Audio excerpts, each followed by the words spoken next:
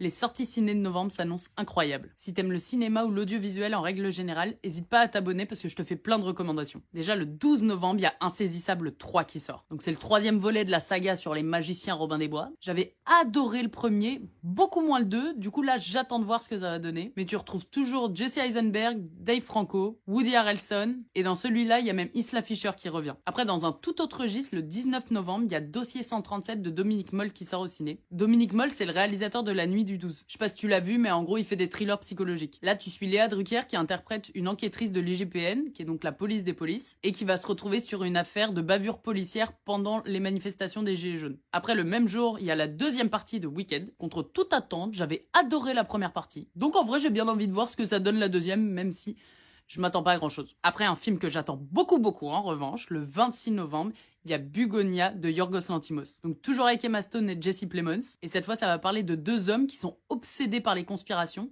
qui vont kidnapper la PDG d'un grand groupe parce qu'ils sont convaincus que c'est une extraterrestre qui est là pour détruire la planète. Et alors pour le film, faut voir le degré d'implication d'Emma Stone, parce que pour son rôle, elle a littéralement dû se raser le crâne. Bref, et en dernier, toujours le 26 novembre, il y a Zootopie 2 qui sort au ciné. Alors je suis pas spécialement fan de toutes les sorties Disney de ces dernières années, mais pour le coup, Zootopie, je l'avais trouvé hyper chouette. Donc j'espère que ça va rester dans la même veine.